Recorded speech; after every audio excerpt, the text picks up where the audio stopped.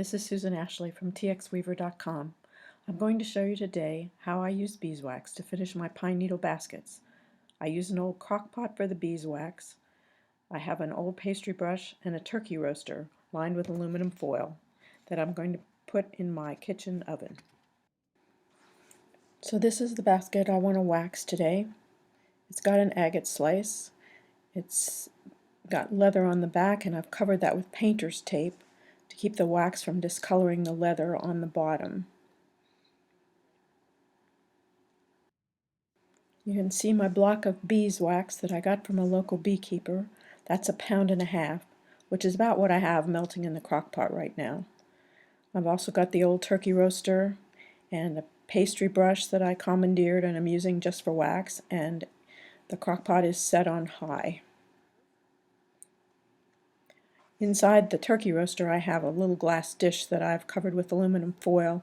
I like to use that to sit the basket on when I bake it in the oven, just so the basket's not sitting in a puddle of melted wax. Inside I've got my oven preheating to 210 degrees, and right now I'm just waiting for the wax to melt. So some of the wax has started to melt. I'm just going to get some with the pastry brush here and start brushing it on the basket. And I'm trying to avoid the stone, but some will get on there. It doesn't really matter. I'm just brushing it on. This is where the first time you do it you get a little nervous because you think maybe you've ruined your basket, but this is really what it's supposed to look like. You're just going to cover it on both sides everywhere with the hot wax.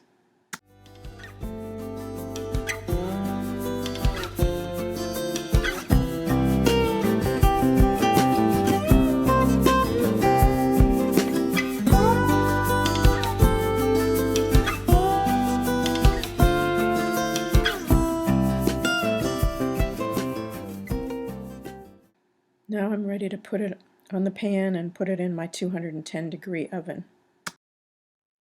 This is what the basket looks like after 4 minutes in the oven. The wax is mostly melted, but you want to turn it over so wax gets covered on all sides and gets melted in between the needles. So I'm going to put it back in for about a minute. So here it is again after just 1 minute more. Pretty much everything has melted. There are some gloppy places there in the middle by the stone.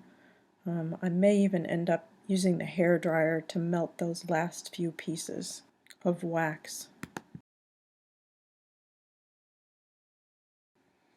I'm just rubbing with a paper towel to get the excess wax off. So now all the wax is melted. It's going to dry and be very stiff. I'm going to peel off that painter's tape and expose the leather, and you're going to see that it has not discolored the leather base at all. I'm just going to sit it on the counter and kind of push it flat and let it dry. After just a few minutes of drying, the shape is set, it's shiny, it smells wonderful. The green needles are going to eventually turn brown, but it looks good for now. I hope you enjoyed the video and go try it on a basket of yours.